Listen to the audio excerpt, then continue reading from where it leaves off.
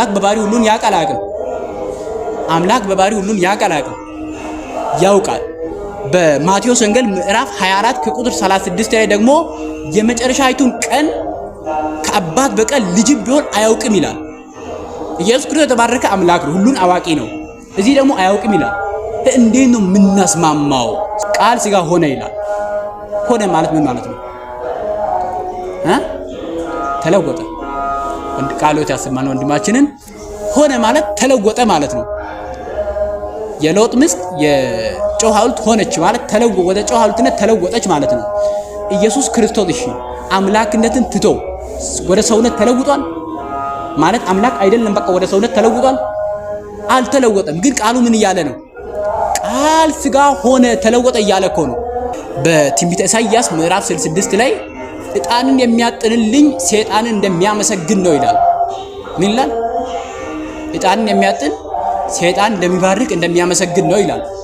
ዕብራውያን መልእክት ምዕራፍ 1 ከቁጥር 3 ላይ እርሱ የባህሪው ምሳሌ ነው ይላል። የባህሪው ምንድነው? ምሳሌ ነው።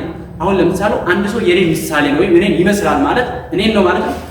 እኔን ነው ማለት አይደለም፣ ግን እኔን ይመስላል ማለት ነው። ስለዚህ የወልድ ባህሪ የአብን ባህሪ ይመስላል እንጂ የወልድና የአብ ባህሪ አንድ አይደለም ማለት አብና ወልድ በአምላክነት አንድ አይደሉም፣ የተለያዩ ናቸው አለ መጽሐፍ ቅዱስ። እንዲህ እኮ ይጠቅሳል ማለት ፊደል እየጠቀሰ ነው። ስለዚህ ቤተ ክርስቲያን የማትስት የክርስቶስ አካል ነው። ማንም ሰው መጽሐፍ ቅዱስን መተርጎምና መረዳት ቢፈልግ ባልሳተች በክርስቶስ አካል ሆኖ መተርጎም የሚችለው ማለት ነው። እግዚአብሔር ተጸጸተ ካለ ለምን? እግዚአብሔር አይጸጸትም ካለ ለምን? እንዴት ብለን ሙሉን ምዕራፍ እናነባለን እንጂ ዝም ብለን እንዲህ ስላለ እንዲህ ነው ብለን አንሄድም። በአብሮነት እናማተባለን። በስመ አብ ወወልድ ወመንፈስ ቅዱስ አሐዱ አምላክ አሜን። ውድ የእግዚአብሔር ቤተሰቦች እናታችን የቅድስት ድንግል ማርያም የአስራት አውራን ልጆች በወደደን ባፈቀረን ፍቅሩንም እስከ መስቀል ድረስ በገለጠልን በጌታችን በኢየሱስ ክርስቶስ ፍጹም ሰላምታ እንደምን ቆያችሁ? እግዚአብሔር ይመስገን። አሜን። ሁላችንም እስከ ሰዓት ድረስ ያደረሰን የሠራዊት ጌታ ቅዱስ እግዚአብሔር ስሙ የተመሰገነ የተባረከ ይሁን። እስመ መጽሐፍ ይቀትል ወመንፈስ ይሁን። በሁለተኛ ቆሮንቶስ ምዕራፍ 3 ከቁጥር 6 ላይ የምናገኘው የእግዚአብሔር ቃል ነው። ፍትል ይገድላል፣ መንፈስ ግን ያድናል የሚል ቃል ነው። ይህን ቃል በማንሳት ዛሬ መጽሐፍ ቅዱስን እንዴት ማንበብ እንዳለብን አንደኛ፣ ሁለተኛ መጽሐፍ ቅዱስን ደግሞ አንብበን እንዴት መረዳት እንደምንችል እንማማራለን ማለት ነው። ስለዚህ ከዚህ በፊት ባሉ ትምህርቶቻችን የመጀመሪያ 5ቱ አዕማደ ምስጢራትን ተምረናል። ሁለተኛ ነገር ደግሞ ነገረ ድህነትን ተምረናል። ስለዚህ ከዚህ በመቀጠል ኦርቶዶክሳዊ መጽሐፍ ቅዱስ አረዳድ ወይም ኦርቶዶክሳዊ አእምሮ የሚባለው ስላለን በዚህ አእምሮ መጽሐፍ ቅዱስ እንዴት ማንበብ እንዳለብን እንመለከታለን ማለት ነው። ምክንያቱም መጽሐፍ ቅዱስ እንዴት ለሚነበብ ባለማወቃቸው ብዙ ሰዎች ስተዋል። በጣም አዋቂ የተባሉ ሰዎች ስተዋል። ስለዚህ መጽሐፍ እንዴት ነው የሚነበበው፣ እንዴት ነው የምንረዳው የሚለውን እንመለከታለን ማለት ነው።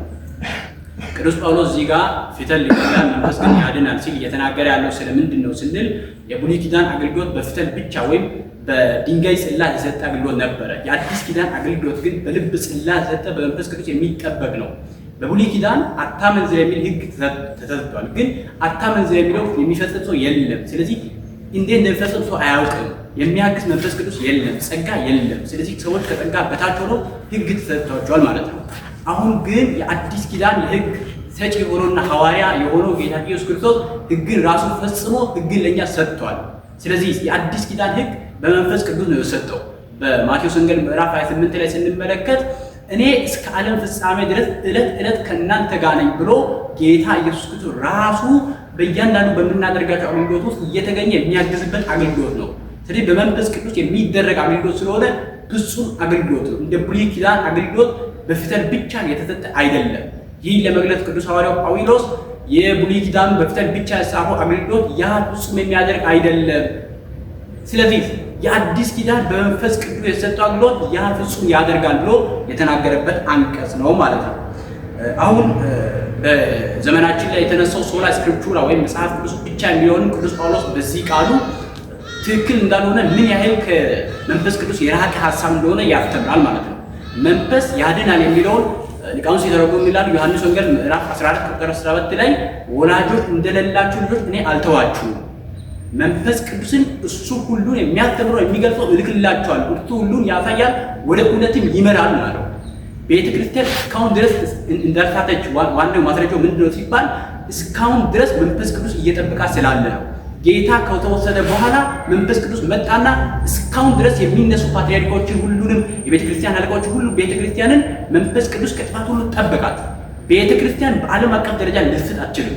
ማለት የሆነ ዲኖሚኔሽን ልትስት ትችላለች። ለምሳሌ በከልቀዶን ጉባኤ ላይ የካቶሊክ ቤተ ክርስቲያንና የኢስተርን ኦርቶዶክስ ቤተ ክርስቲያን በሁለት ባህሪ ትምህርት ስተዋል። ይህ ማለት ግን በዓለም አቀፍ ደረጃ ቤተ ክርስቲያን ስታለች ማለት አይደለም። ቤተ ክርስቲያን በዓለም አቀፍ ደረጃ አትስትም። ለምን? ጌታ ምንድን ነው ያለው? አሁን በማቴዎስ ወንጌል ምዕራፍ 28 ላይ እኔ እስከ ዓለም ፍጻሜ ሁል ጊዜ ከእናንተ ጋር ነኝ አለ። የፕሮቴስታንት ትምህርት ሁሉ የሚመሰረተው ቤተ ክርስቲያን ስታለች በሚል ትምህርት ላይ ነው። ጌታ ግን ከቤተ ክርስቲያን ጋር እስከ መቼ ነው ያለው? እስከ ዓለም ፍጻሜ። ከዛ ሁል ጊዜ የሆነ ጊዜ የተቋረጠ ሰንሰለት የለም። ማርቲን ሉተር ሲነሳ ሌላ አሁን የካቶሊክ ቤተክርስቲያን ስታለች፣ ስለዚህ በዓለም አቀፍ ደረጃ ቤተክርስቲያን ስታለች አለና የሆነ ሌላ ፍልስፍና አወጣ። ግን ቤተክርስቲያን የሆነ ዲኖሚኔሽን ከሳተ፣ የካቶሊክ ቤተክርስቲያን ከሳተ በዓለም አቀፍ ደረጃ እውነተኛ ቤተክርስቲያን የት አለች ብለን እንፈልጋለን እንጂ ቤተክርስቲያንን ሰው ሊመሰርት አይችልም። እርሷ በክርስቶስ ጥበቃ እስከ ዘላለም ሳስት ትኖራለች ማለት ነው። እርሷን እየፈለግን ወደ እውነት እንመራለን። መጽሐፍ ቅዱስን በገዛ አእምሯችን ልንረዳው አንችልም። ለምሳሌ ዮሐንስ ወንጌል ምዕራፍ 6 ላይ ያለው ማርቲን ሉተር እውነተኛ የክርስቶስ ሥጋና ደም ነው አለ። ጌታ ኢየሱስ ክርስቶስ ሕይወትን የሚሰጥ የእኔ ሥጋዬና ደሜ ይህ ነው ብሎ እውነተኛ ሥጋዬና ደሜ እሰጣለሁ ያለው እውነተኛ የክርስቶስ ሥጋና ደም ነው አለ። ከዛ ድንግሊን የሚባል ሰውዬ እሱ ማርቲን ሉተር በተነሳበት ጊዜ ራሱ እኔም መጽሐፍ ቅዱስን አንብቤ ተረዳው ያለ ሰው ምን አለ? እኔም መጽሐፍ ቅዱስን አንብቤ ተረዳሁትና ይህ የእግዚአብሔር ሥጋና ደም የተባለው የእግዚአብሔር ቃል ነው እንጂ እውነተኛ የክርስቶስ ሥጋና ደም አይደለም።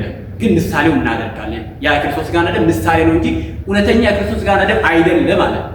እንዴት ነው የሚገኘው? እውነቱ የት እንዳለ እንዴት ነው የምናውቀው ሲባል በቤተ ክርስቲያን እስካሁን የመጣ ትምህርት እንዴት ነው በሚለው ነው የምናውቀው። በሃይማኖት አበው ሰለስቱ ምዕት ላይ ዝንቱ ውእቱ ሕሊና ቅዱስ ቤተ ክርስቲያናዊ ሐዋርያዊ ጉባኤያዊ ይላል። ጉባኤ የቆመለት ቤተ ክርስቲያን ያስተማረችው ሐዋርያት ያስተማሯት ቅድስት ሃይማኖት እውነተኛ ይህች ናት ነው የሚለው። ስለዚህ ሰለስቱ ምዕት ሃይማኖትን እንዴት ተቀበሉት? በዚህ ነው የሚገኘው። አባቶቻችን በዚህ ትውፊት እንዴት እውነተኛው የመጽሐፍ ቅዱስ ትርጉም ተረጎሙት ነው። የሆነ ሰው እንዲህ ስላለ የእሱ ስፔኩሌሽን ሃይማኖት አይሆንም። ሃይማኖት የሚገኘው እስካሁን ድረስ እንዴት ነው የመጣው በቤተ ክርስቲያን በሚለው ነው ማለት ነው። ስለዚህ ቤተ ክርስቲያን የማትስት የክርስቶስ አካል ነው። ማንም ሰው መጽሐፍ ቅዱስን መተርጎምና መረዳት ቢፈልግ ባልሳተች በክርስቶስ አካል ሆኖ ነው መተርጎም የሚችለው ማለት ነው። በኤፌሶን መልእክት ቅዱስ ጳውሎስ ምን ይላል? እርሷም የክርስቶስ አካሉ ናት ይላል። ቤተ ክርስቲያን የክርስቶስ አካል ናት። ክርስቶስ ደግሞ የቤተ ክርስቲያን ራስ ነው። ይሄ ደግሞ ሃይማኖት አንገት ነው። ስለዚህ አንገት ራስንና ሰውነትን እንደሚያገናኝ ሁሉ ሃይማኖት ወይም የክርስቶስ ትምህርት እኛና ክርስቶስን ታገናኛለች። ስለዚህ በዚህ ውስጥ እየተገናኘ እውነቱን እናውቃለን ማለት ነው። በአንደኛ ጢሞቴዎስ ምዕራፍ 3 ላይ ቤቱ ለእግዚአብሔር ሕያው አምዳ ወድዳ ለጽድቅ ይላል። የእግዚአብሔር ቤተ መቅደስ የእውነት አምድና መሰረት ናት ይላል። ማንም ሰው በዘመናት መካከል እውነትን ቢፈልግ እውነትን ቢሻ ወዴት ነው የሚመጣው? ወደ እውነት አምድና መሰረት ነው የሚመጣው። ቅዱስ ጳውሎስ እኔ ብዘገይ ግን እውነትን ከየት መማር እንዳለብህ ታውቃለህ፣ እርሷ የእውነት አምድና መሰረት የምትሆነው አለችልን አለ። ስለዚህ ቤተ ክርስቲያን የእውነት አምድና መሰረት ናት። ማንም ሰው መጽሐፍ ቅዱስን ያለ ቤተ ክርስቲያን መረዳት አይችልም። ምክንያቱም ቤተ ክርስቲያን ውስጥ የሚደረገው ትውፊት ሁሉ መጽሐፍ ቅዱሳዊ ስለሆነ ማለት ነው። ስለዚህ ቤተ ክርስቲያን አትስትም። ማንም ሰው መጽሐፍ ቅዱስን መረዳት ፈልግ ከቤተ ክርስቲያን ጋር ነው የሚረዳው እንጂ ከቤተ ክርስቲያን ተለይቶ መጽሐፍ ቅዱስን ሊረዳ አይችልም። እንዴት ነው ማለት ሊረዳ የማይችለው? የሆነ ሰው አምቦ ሊረዳ ይችላል። አሁን የሆነ ሰዎች እነሱ እኛ እኮ መረዳት እንችላለን ይላል። ፊትህ ሊገድልህ የሚለው ቅዱስ ጳውሎስ እንዴት ነው በተግባር እንየው ቢባል፣ ለምሳሌ ጀምር አሪዮስ የሚባል በጣም ሊቅ የነበረ ሰው ነው። በአሪዮስ ሊቢያዊ ሰው ነው። እሱ በሚኖርበት ጊዜ ሁለት የስነ መለኮት ትምህርት ቤቶች አሉ። የመጀመሪያው የእስክንድሪያ የስነ መለኮት ትምህርት ቤቱ፣ ሁለተኛው የአንጾኪያ ነው። የአንጾኪያ በታሪክ ላይ ያተኩራል። የእስክንድሪያ ቤተክርስቲያን ደግሞ በምስጢሩ ላይ የሚያተኩር ትምህርት ነበር። ሁለቱንም ተምሯል አሪዮስ ማለት ነው። ሁለቱም ከተማረ በኋላ ቅስናት ተሹሟል። ከዛ በኋላ ካህን ከሆነ በኋላ ምን አለ? እኔ አንዳንድ መጽሐፍ ቅዱስ ጥቅሶችን ተረዳው አለና ለምሳሌ ምሳሌ ምዕራፍ 8 ላይ ከፍጥረት መጀመሪያ አድርጎ ፈጠረኝ አለች። የቤተ ክርስቲያን ትርጓሜ ሁሉም እንደሚያምኑት ጥበብ ወልድ ነው። በአንደኛ ቆሮንቶስ ምዕራፍ 1 ቁጥር 8 ላይ የእግዚአብሔር ጥበብ ይላል ወልድን ማለት ነው። ስለዚህ ወልድ ተፈጠርኩ እያለ ነው። ወልድ ፍጡር ነው አለ ማለት ፍጡሩን እንዲህ ወስዶ ማለት ነው። ዕብራውያን መልእክት ምዕራፍ 1 ከቁጥር 3 ላይ እርሱ የባህሪው ምሳሌ ነው ይላል። የባህሪው ምንድነው? ምሳሌ ነው። አሁን ለምሳሌ አንድ ሰው የኔ ምሳሌ ነው ወይም እኔን ይመስላል ማለት እኔን ነው ማለት ነው? እኔን ነው ማለት አይደለም፣ ግን እኔን ይመስላል ማለት ነው። ስለዚህ የወልድ ባህሪ የአብን ባህሪ ይመስላል እንጂ የወልድና የአብ ባህሪ አንድ አይደለም ማለት አብና ወልድ በአምላክነት አንድ አይደሉም፣ የተለያዩ ናቸው አለ መጽሐፍ ቅዱስ። እንዲህ እኮ ይጠቅሳል ማለት ፊደል እየጠቀሰ ነው። ግን እስካሁን እንደዚህ ብሎ ያስተማረ ሰው የለም፣ እንዲህ የተረጎመ ሰው የለም። ስህተት ነው ማለት ነው። ሁለተኛ እንመልከት። ንስጥሮስ የሚባል የቁስጥንጥንያ ቤተክርስቲያን ፓትርያርክ የነበረ ሰው ፓትርያርክ ማለት ምን አለ? በዮሐንስ ወንጌል ምዕራፍ 1 ከቁጥር 14 ላይ ጸጋና እውነትን ተመልቶ በእኛም አደረ ይላል። ጸጋና እውነትን ተመልቶ በእኛም አደረ። አደረ ማለት ምን ማለት ነው? ለምሳሌ ሴፍ በሰገባው አደረ ማለት ምን ማለት ነው? አደረ እንጂ ምንም ውህደት አላደረገም። ዝም ብሎ ሁለትነትን ሳይለቅ በቃ እዛው እንትን አደረገ ማለት ነው አይደል? ሴፍ እና ሰገባ አንድ ላይ ሲደረግ ሴፉ የሰጋውን ባህሪ ገንዘብ አድርጎ ምናምን የሚባል ነገር አለ። አሁን እናንተ ቤት ላይ ካደራችሁ እናንተና ቤት ትጣበቃሉ፣ አንድ ትሆናላችሁ? አትሆኑም። ስለዚህ ሂድረት ነው። የእግዚአብሔር ልጅ ሌላ ነው፣ የማርያም ልጅ ሌላ ነው። ማርያም የወለደችው ፍጡርን ነው። የእግዚአብሔር ልጅ በማርያም ልጅ ውስጥ አደረ። ትክክል እኮ ነው። መጽሐፍ ቅዱስን እየጠቀሰ ነው ማለት ትክክል እንዳልሆነ በምንድን ነው የምናውቀው? የሆነ ሰው መጽሐፍ ቅዱስን እየጠቀሰ እንዲህ ተረጃ ነው ግን እንዴት ነው ማወቅ የምንችለው? አደረ ማርያም ወላዲተ አምላክ ሳትሆን ወላዲተ ሰብ ናት። ሰው ነው የወለደችው፣ አምላክን አልወለደችም ማለት ነው። መጽሐፍ ግን እየጠቀሰ ነው። ተመልከቱ። ሌላው በመጀመሪያ ክፍለ ዘመን በጣም ለቤተ ክርስቲያን ትልቅ ችግር የሆነው ኢየሱስ ክርስቶስ ፍጹም ሰው አልሆነም፣ ሰውን መስሏል እንጂ የሚሉ ናቸው። እንደዚህም ደግሞ ይጠቅሳል። መጽሐፍ ቅዱስን እንዴት ማንበብ እንዳለብን የተወሰኑ ነጥቦችን ብቻ አጠር አድርጌ እሰጣለሁ። መጽሐፍ ቅዱስን ስናነብ የመጀመሪያው መከተል ስናነብ ነው። ስንተረጉም አላልኩም፣ ስናነብ መጀመሪያው በፍርሃትና በመንቀጥቀጥ ሆነን ማንበብ አለብን። ምክንያቱም የእግዚአብሔር ቃል ነው። በድፍረት ምንድነው ሳይሆን የእግዚአብሔር ቃል ስለሆነ በፍርሃት ማንበብ አለ መጀመሪያው። ሁለተኛ በትህትና ራስን ዝቅ በማድረግ እንጂ እኔ በቃ ከማንም በላይ ነኝ፣ እኔ ረዳዋለሁ በሚል ትዕቢት መሆን የለበትም። እኔ ከቅዱሳኑ እበልጣለሁ፣ እኔ በቃ እስካሁን ቤተክርስቲያን ያለችው ምንድነው እኔ በቃ የራስን እንትን ላለው በሚለው ስፔኩሌሽን አይደለም። በትህትና ነው ማንበብ ያለብን። አሪዮስ እኔ የአሪዮስ መምህር ነበርና አረ ወልድ ፍጡር አይደለም ብሎ አስረዳው። አትናቴዎስ በጉባኤ እሱ ረተው ትክክል እንዳልሆነ አስረዳ። ለምሳሌ እሱ ምንድነው የሚለው? ወልድ ፍጡር ነው ሲል አብ ኖሮ ወልድን ፈጠረ። አብ ኖሮ ወልድን ፈጠረ። ስለዚህ አብ ወልድ ባልነበረበት ጊዜ ነበረ ይላል። አትናቴዎስ ደግሞ ይነሳና የአብ ኃይሉ ወልድ አይደለምን ይላል ነው ይላል። የአብ ጥበቡ ወልድ አይደለምን ይላል። ወልድን ፈጥሮ ዓለምን ከፈጠረ ወልድ ከመፈጠሩ በፊት አብ ጥበብ የለውም ማለት ነው ይላል። ማለት ወልድ ከመፈጠሩ በፊት ወልድ ፍጡር ከሆነ ወልድን ፍጡሩን ከመፍጠሩ በፊት አብ ጥበብ የሌለው አምላክ ነው ይላል። የአብ ጥበቡ ማን ነው? ወልድ ነው። ስለዚህ ወልድ ከመፈጠሩ በፊት አብ ጥበብ የሌለው አምላክ ነው ብሎ ረተው፣ እስከ መጨረሻ ዝም በማዝባት ረተው። ከዚህም በኋላ አንመለስም ብሏል። ትዕቢት መጽሐፍ ቅዱስ እንዳንረዳው መጽሐፍ ቅዱስ ወደኛ እንዳይጠጋ ነው የሚያደርገው። ኢትዮጵያዊ ጀንደረባን ተመልከቱ። ፊልጵስዩስ መጥቶ ምንድነው ያለው? እሱ ትንቢተ ኢሳይያስን እያነበበ ባለበት ጊዜ አሁን እያነበብክ ያለውን ነገር ትረዳለህ ሲለው የሚያስረዳኝ ሰው ሳይኖር እንዴት ነው የምንረዳው ነው ያለው። ትህትናን ተመልከቱ እስቲ። ትህትና መጽሐፍ ቅዱስ እንድንረዳው ነው የሚያደርገው። ኢትዮጵያ ጀነራል ምንድነው ሲባል የገንዘብ ሚኒስተር ነው። የገንዘብ ሚኒስተር ብቻ አይደለም ባለጸጋም ነው። ብዙ ሰረገላዎች አሉ። ፊልጵስዩስ ግን ዲያቆን ነው፣ የቤተ ክርስቲያን ዲያቆን ነው። ዲያቆኑ አንዴ እንዲመጣው ትረዳዋለህ ሲባል የሚያስረዳ ሰው ሳይኖር እንዴት ትረዳለው ነው ያለው። ስለዚህ መጽሐፍ ቅዱስ በትህትና ነው የምንረዳው። ሁለተኛ ሶስተኛ ከቤተ ክርስቲያን ጋር አሁን እንደተናገርኩም ያለ ቤተ ክርስቲያን ማንንም ሰው መጽሐፍ ቅዱስ እንዲይዘው በፍተል መረዳት አይችልም። መጽሐፍ ቅዱስ የእግዚአብሔር መንፈስ ያለበት ስለሆነ መንፈስ ቅዱስ ባልተለያት በቤተ ክርስቲያን ውስጥ እንረዳዋለን ማለት ነው። አሁን ደግሞ መጽሐፍ ቅዱስን እንዴት ነው መረዳት የምንችለው የሚለውን ሁለት ነጥቦችን ብቻ እንመለከትና እናበቃለን። ከዛ በፊት አሁን በቤተ ክርስቲያን ውስጥ አሁን አሪዮስ ወልድ ፍጡር ነው ብሎ መጽሐፍ ቅዱስን አንብቦ ክዷል። እሺ ንስጥሮስ ወልድ የአብ ልጅና የማርያም ልጅ የተለያየ ነው ብሎ ክዷል። እሺ መርቂያን ደግሞ መንፈስ ቅዱስ ሕጹጽ ነው ማለት አካል የለውም ዝሩ ኃይል ብቻ ነው እንጂ አካላዊ አይደለም ብሎ ክዷል። ብዙ በቃ አዋቂም የተባሉ ሰዎች ክደዋል። አሪዮስ በነበረበትም ጊዜ ምዕመናን ምን ሆነው ነበር? መንፈቀ አርዮሳውያን የሚባሉ ምዕመናን ነበሩ። አሪዮስ የተረታበት ጉባኤ ኒቂያ ይባላል። በጉባኤ ኒቂያ 3 አይነት ግሩፖች አሉ። የመጀመሪያዎቹ አሪዮሳውያን ይባላሉ። ወልድ ፍጡር ነው የሚሉ ናቸው። ሁለተኞቹ ደግሞ ምኖች ናቸው? ምእመናን ወይም መንፍቀ አሪዮሳውያን የሚባሉ ናቸው። እነዚህ እኮ ይመስላል ብሎ የሚወዛገቡ ናቸው። ሶስተኞቹ ደግሞ ኦርቶዶክሳውያን ናቸው። እነዚህ ወልድ ከአብ ጋር እኩል የሆነ አምላክ ነው ብሎ የሚያምኑ ናቸው። ስለዚህ ምእመናን የሆኑ ሰዎች ምንፍቅናን ሲያመጡ ሊወዛገቡ ይችላሉ። ስለዚህ ትክክለኛ ኦርቶዶክሳዊ መጽሐፍ ቅዱስ አረዳድን ማወቅ አለባቸው። በዚህ መንፈስ መጽሐፍ ቅዱስ እንረዳዋለን። የመጀመሪያዎቹ ስንመለከት ካቶሊክ ለምሳሌ ምን ትላለች? ማንም ሰው መጽሐፍ ቅዱስን ማንበብና መረዳት አይችልም፣ ቄሶች ብቻ ናቸው የሚተረጉሙት ትላለች። እነሱ ይላሉ። ፕሮቴስታንት ደግሞ ማንም ሰው እንደገባለት መተርጎም ይችላል ትላለች።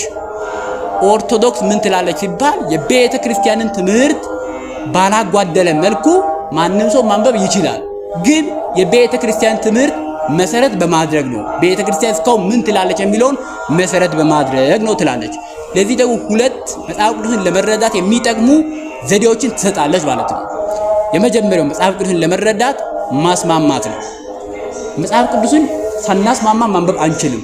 ለምሳሌ ያህል እቺን የሚነግረኝም ሰው ካለ እንትን አድርገዋለሁ። በዘጸአት ምዕራፍ 6 ከቁጥር 6 ላይ እግዚአብሔርም ሰውን በመፍጠሩ በልቡ ምን ሆነ? ተጸጸተ ይላል። ሕዝቅኤል ምዕራፍ 24 ከቁጥር 14 ላይ እግዚአብሔርም አይጸጸትም ይላል። እግዚአብሔር አይጸጸትም። እዚህ ጋር ምን ይላል? እግዚአብሔር ተጸጸተ ይላል። ማለት እንዴት ነው ማገናኘት የምንችለው? ተጸጸተ አልተጸጸተም? እግዚአብሔር በባህሪው የሚጸጸት አምላክ ነው። አንድ ሰው ዘፍጥረትን እንዲያነብና የሚጸጸት ነው ይላል። ግን የቤተ ክርስቲያን አረዳድ ምንድነው? እስካሁን ድረስ ያልኳችሁ ከሃዲዎች ሁሉ ያልተረዱት። ለምሳሌ አሪዮስ ወልድ ፍጡር ነው ሲል ወልድ አምላክ ነው የሚለው በሮሜ መልእክት ምዕራፍ 9 ያለውን ትቶታል። በቃ የሆነ ጥቅስ ብቻ እንዲህ አንስቶ ሄዷል ማለት ነው። እግዚአብሔር ተጸጸተ ካለ ለምን? እግዚአብሔር አይጸጸትም ካለ ለምን? እንዴት ብለን ሙሉን ምዕራፍ እናነባለን እንጂ ዝም ብለን እንዲህ ስላለ እንዲህ ነው ብለን አንሄድም። ንስጥሮስ ብዬ ነበር። ምን ብሎ ነው ካደው? ንስጥሮስ ማርያም የወለደችውና አብ የወለደው ሁለት ባህሪያት ናቸው፣ የማይገናኙ ናቸው አለ። ምን በሚለው ቃል መሰረት? ጸጋና እውነትን በእኛ ላይ አደረ። ስለዚህ አደረ እንጂ ምንም አልተዋሃደም አለ። ግን እዛው ቀደም ብሎ ዮሐንስ ምን ብሎ ነበር? ቃል ስጋ ሆነ ብሎ ነበር። ሆነ ማለት ደግሞ ተለወጠ ማለት ነው። ከሆነና ከአደረ መሃል በቤተ ክርስቲያን ትርጓሜ ተዋሃደ የሚል ነው። ግን ይህን ትቶ አንዷን ቃል ብቻ እንዲነጥሎ ወስዶ ወደ ክህደት ገባ። ከክህደት መጠበቅ ከፈለግን ሙሉ ምዕራፉን እያነበብን መጽሐፍ ቅዱስ ሊያስተላልፍ የፈለገው መልእክት ምንድነው የሚለውን መረዳት አለብን። እሺ ወደ ነገራችን እንምጣ። ተጸጸተ አልተጸጸተም? እግዚአብሔር በባህሪው የሚጸጸት አምላክ ነው አይደለም? የማይጸጸት አምላክ ነው። ግን በኦሪት ዘፍጥረት ምዕራፍ 6 ሙሉን ስታነቡ ሙሴ የሰው ክፋት ምን ያህል ጥግ እንደደረሰ ይናገራል። የሰው ጥፋት ደግሞ ምን ያህል ጥግ እንደደረሰና ምን ያህል ክፋቱ ከታሰበው በላይ እንደበለጠ ለመግለጽ አሁን ሙሴ እኔ ተጸጸትኩኝ ቢል ይገርማል ማለት። ሙሴ በባህሪው የሚጸጸት ሰው ነው። የሚጸጸት ሰው ቢጸጸት ኖርማል ነገር ነበር። ግን እግዚአብሔር በባህሪው የማይጸጸተውን እንዲጸጸት አደረገ ቢባል ለንግግር ማለት ነው የሚያስገርም የሰው ጥፋት ምን ያህል ጥግ እንደደረሰ ይገልጻል ማለት ነው። ያንን ለመግለጽ ነው እንጂ እግዚአብሔር የሚያደርገው ነገር የማያውቅ ባደረገው ነገር የሚጸጸት አምላክ ነው ለማለት አይደለም በሚል ኦርቶዶክሳዊ አረዳድ እንረዳለን። ስንረዳ ደግሞ ዝም ብለን አገረኛ አንረዳም። አሁን እንደተናገርኩ ሙሉን ምዕራፉን እናነባለን። ያኛውንም ሁለቱንም ባለበት ሙሉ ምዕራፍ እናነባለን። ምዕራፉን አንብበን ካልተረዳን ሙሉ መጽሐፍ እናነባለን። ኦሪት ዘፍጥረት ምዕራፍ 6 አንብበን ካልተረዳን ሙሉ ኦሪት ዘፍጥረት እናነባለን። ግን አብዛኛውን ጊዜ ምዕራፉን ስናነብ ምን ለመባል እንደተፈለገ እንረዳዋለን፣ እናስማማዋለን ማለት ነው። እሺ ሁለተኛ በሮሜ መልእክት ምዕራፍ 9 ከቁጥር 5 ላይ እርሱም የተባረከ አምላክ ነው ይላል። አምላክ ደግሞ በባህሪው ምንድነው? ኢየሱስ ክርስቶስ ነው የሚለው። እርሱም ለዘላለሙ የተባረከ አምላክ ነው ይላል። አምላክ በባህሪው ሁሉን ያውቃል አያውቅም? አምላክ በባህሪው ሁሉን ያውቃል አያውቅም? ያውቃል። በማቴዎስ ወንጌል ምዕራፍ 24 ከቁጥር 36 ላይ ደግሞ የመጨረሻይቱን ቀን ከአባት በቀር ልጅ ቢሆን አያውቅም ይላል። ኢየሱስ ክርስቶስ የተባረከ አምላክ ነው፣ ሁሉን አዋቂ ነው። እዚህ ደግሞ አያውቅም ይላል። እንዴት ነው የምናስማማው ስንል ሙሉውን ሁለቱንም እናነባል አስቀድሜ እንደተናገርኩ። ከዛ በኋላ የምንረዳው ነገር ምንድነው? ልጅም ቢሆን አያውቅም ሲባል ልጅም ቢሆን አያውቅም ማለት ወልድ በባህሪው ዕውቀት የጎደለው አምላክ ሆኖ ሳይሆን ልጅም አያውቅም የተባለው አብ የአብ የወልድ መንፈስ ቅዱስ ልብ ነው። ወልድ ደግሞ የአብ የወልድ መንፈስ ቅዱስ ምንድነው? ቃል ነው። ወልድ ኢየሱስ ክርስቶስ የሚወጣበትን ቀን ተናግሮ እዛው አልተናገረም አይደል? ስላልተናገረ በአብ ልብነት ታስቧል። ይህ የታሰበው በአብ በወልድ በመንፈስ ቅዱስ ልብነት ይታወቃል። ነገር ግን በወልድ ቃልነት አልተነገረም ማለት ነው። ክብር ይግባውና ኢየሱስ ክርስቶስ የማያውቀው ነገር የለም። የተባረከ አምላክ ሁሉን አዋቂ ነው። ነገር ግን በወልድ ቃልነት አልተነገረም። በአብ ልብነት ታስቧል፣ ታውቋል። በወልድ ቃልነት አልተነገረም። እኔ አልተናገርኩትም ሲል ልጅም ቢሆን አያውቅም አለ። ሲል ማስማማት ማለት ይህ ነው። የሆኑ ሰዎች ይነሱና በቃ ኢየሱስ የሆነ ነገሮችን አያውቅም ይላል። ግን አያውቅም ሲል ምን ማለቱ ነው? እስከ መጨረሻው ምንድነው የሚተላለፈው መልእክት የሚለውን ሳይረዱ ከኦርቶዶክሳዊ አረዳድ ይወጣሉ ማለት ነው። ስለዚህ አስማምተን መረዳት አለብን። ሌላ ሁለተኛ ነገር ደግሞ ምስጢር ነው። ምስጢሩ ላይ ማትኮር አለብን። ንባቡ ቢበላሽም ምስጢሩ የተስማማ ከሆነ ንባቡ ይስተካከላል። አሁን ተናግሬ ነበር። አሪዮስ ምን ብሏል? በባህሪ የሚመስል የሚል ቃል ነበር አይደል? በባህሪ የሚመስል እንዴት ነው የምንረዳው? ማለት የሚመስል ማለት ራሱ ነው ማለት አይደለም። የተለየ ነው ግን ይመስላል ማለት ነው። ስለዚህ ሁለቱ እንዴት ነው የምንረዳው? ከመጀመሪያው ጀምረን ስናነብ እርሱም የዘላለም አምላክና ኃያል ስለሆነ ካለ በኋላ በዛው በአንድ 3 ላይ በሁሉንም በስልጣኑ ቃል እየደገፈ ካደረገ በኋላ በአባቱ ቀኝ ተቀመጠ ይላል። በስልጣኑ ቃል ስልጣን ያለው የዘላለም አምላክ ነው። እዛው ተናግሮታል። ስልጣን ያለው የዘላለም አምላክ ነው። ምስጢሩ ምንድነው? እርሱ ስልጣን ያለው እርሱ የዘላለም አምላክ ነው። ግን ቃሉ ምንድነው የሚለው? በባህሪ የሚመስለው ነው የሚለው። ስለዚህ ትርጓሜያችን እንዴት ነው የሚተረጎመው? ቃል ላይ ሳይሆን ፊደል ላይ ሳይሆን በምን ላይ ነው? በመንፈሱ ወይም ሊተላለፍ በተፈለገው መልእክት ላይ እናተኩርና በመልክ የሚመስለው እንላለን። በመልክ የሚመስል መልክ ያ መልክ የወልድ መልክ አይደለም፣ የተለያየ መልክ ነው። መልክ ማለት አካል የሚለውን ይገልጻል። ለጊዜው ያዙት፣ የአካል መገለጫ ስለሆነ ፍጹም መልክ ካለው ፍጹም አካል ስላለው ማለት ነው። በመልክ የሚመስለው ማለት የአብ መልክ ወይም የአብ አካሉ ወልድ አይደለም። የአብ አካል የወልድን አካል ይመስላል ማለት ነው። ስለዚህ በባህሪ የሚለው በመልክ በሚለው ይተካል ወይም የተቃና ሆኖ ይስተካከላል ማለት ነው። ለምን? ምስጢሩ የተስማማ ስለሆነ። ግን የሆነ ሰው ስለዚህ ብድግ ብሎ በቃ እዚህ ጋር እንዲህ ስለሆነ እንዲህ ይቀየር ማለት አይችልም። ምስጢሩ የተስማማ መሆኑን የምትወስነው ቤተ ክርስቲያን ናት። እኛ ደግሞ ሙሉን መጽሐፍ ቅዱስ ካነበብን በዛ አንጻር ያንን ቃል እንመለከትና እንዴት ነው መረዳት ያለብን እንላለን እንጂ የሆነ ሰው ብድግ ብሎ አይቀይረውም ወይም እንደዚህ ነው ማለት አይችልም። ግን መጽሐፍ ቅዱስ ሙሉ ስናነብ መልእክቱ ላይ እናተኩራለን። የመጽሐፍ ቅዱስ ሙሉ ዓላማ ኢየሱስ ክርስቶስ አምላክ እንደሆነ እንድናምን ነው። እዚህ በባህሪው የሚመስል ይላል። ስለዚህ በመልኩ የሚመስል በባህሪው የሚተካከል ከእርሱ አንድ የሆነ ብለን እንተረጉመዋለን ማለት ነው። ለምሳሌ ሌላ ምሳሌ ላምጣላችሁ። በትንቢተ ኢሳይያስ ምዕራፍ 66 ላይ ዕጣንን የሚያጥንልኝ ሰይጣንን እንደሚያመሰግን ነው ይላል። ምን ይላል? ዕጣንን የሚያጥን ሰይጣን እንደሚባርክ እንደሚያመሰግን ነው ይላል። ግን ዕጣንን የሰጠው ራሱ እግዚአብሔር ነው። በኦሪት ዘጸአት ምዕራፍ 30 ከቁጥር 1 ላይ ለኔ የዕጣን መሰዊያ አዘጋጁ፣ ለኔ ዕጣን ሰው ብሎ ይናገራል። ዮሐንስ ራእይ ምዕራፍ 8:3 ላይ የቅዱሳን ጸሎት ከዕጣኑ ጋራ ወደ እግዚአብሔር መንበር ያርጋል ይላል። የሆነ ሰው ብድግ ብሎ ይነሳል። የወር ፕሮቴስታንት ዕጣን የሚያጥን ሰው ሰይጣን እንደሚያመሰግን ነው፣ ስለዚህ እናንተ ሰይጣን እያመሰግናችሁ ነው ይላል። ይህን ሲል ግን የሆኑ መጽሐፍ ቅዱስ ክፍሎችን እንደተወ ማወቅ አለበት። ቤተ ክርስቲያን መጽሐፍ ቅዱስ የምትረዳው የሆነ ቃሉን እንዲህ በማድረግ ብቻ ሳይሆን ሙሉን ነው የምትረዳው። ስለዚህ ሙሉ ምንድነው መልእክቱ የሚለው እንረዳለን። በትንቢተ ኢሳይያስ ምዕራፍ 66 ላይ እግዚአብሔር እንደዛ እያለ የነበረው ለምንድን ነው ሲባል ሙሉ ስናነብ የምንረዳው ማለት ነው። እስራኤላውያን እግዚአብሔር ያመልኩታል፣ ግን ፍቅርን ገንዘብ አላደረጉም። እግዚአብሔርም ዕጣን ያጥኑለታል፣ ግን ንጽህናን ገንዘብ አላደረጉም። ቅድስናን ገንዘብ አላደረጉም። ቅድስናን ገንዘብ ሳታደርጉ ለኔ ሳትፈሩ ለኔ ሳትታዘዙ ዕጣን ብትሰዉ ያ የምትሰዉት ዕጣን ሰይጣንን እንደመባረክ ነው እንጂ ለኔ የሚደርስ አይደለም። መስዋዕታችሁ ወደ እኔ አይደርስም። ስለዚህ ራሳችሁን አንጹ፣ ከዛ ዕጣንን ከዛ በኋላ አጥኑልኝ አምጡልኝ። ጌታ ኢየሱስ ክርስቶስ መባን ልታቀርብ ስትል ወንድምን እንደበደልክ ብታስብ ሂድና ወንድምን ክሰና ከዛ በኋላ መባውን ታቀርባለህ እንዳለን አሁን ራሳችሁን ካነጻችሁ በኋላ መስዋዕት አቅርቡ። እግዚአብሔር እጅ ቆርጠን ብንሰጠው የሚጨመርልን ነገር የለውም። ነገር ግን ከኛ ፍጹም የሚፈልገው ፍቅር የተሞላበትን መስዋዕት ነው።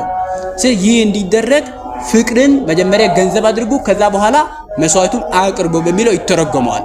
ግን ዕጣን አያስፈልግም ምናምን በሚለው አይተረጎምም። አዋህደን ነው የምንረዳው። በምን አይነት ሁኔታ ይህን ተናገረ፣ በምን አይነት ሁኔታ ይህን ተናገረ እያል አዋህደን ነው የምንረዳው ማለት ነው። ስለዚህ ሁለት ነገሮችን ዛሬ ተመልክተናል። መጀመሪያው መጽሐፍ ቅዱስን ለመረዳት የመጀመሪያው ምንድነው? መጽሐፍ ቅዱስን ለመረዳት የመጀመሪያው ከፍ አድርጋችሁ ድምጽ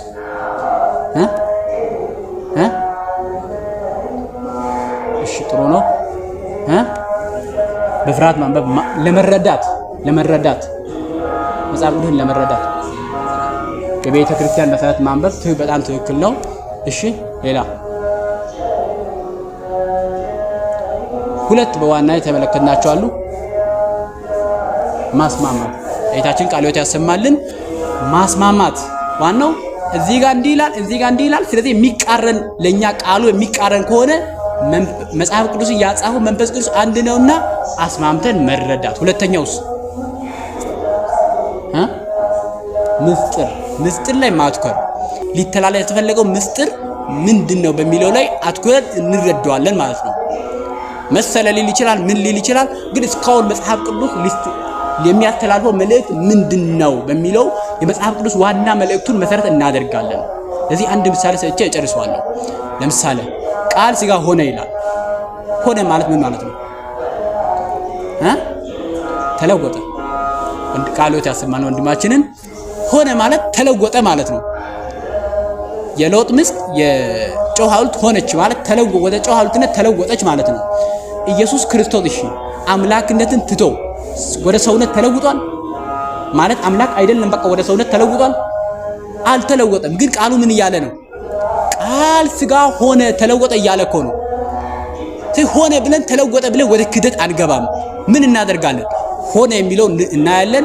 ቀጣይ ደግሞ አደረ የሚለው እናያለን። ተዋሄደ በሚለው አቃንተን እናነባለን ማለት ነው እንጂ ሆነ ብለን ተለወጠ ብለን አንሄድም። ወደ ክህደት እንገባለን። ስለዚህ ከክህደት ለመጠበቅ መጽሐፍ ቅዱስን ማስማማት፣ መጽሐፍ ቅዱስን ምስጢሩን እንዲጠብቅ ማድረግ ማለት ነው። አምላካችን እግዚአብሔር የሰማነው በልቦናችን ያሳድርብን። ወስብሐት ለእግዚአብሔር።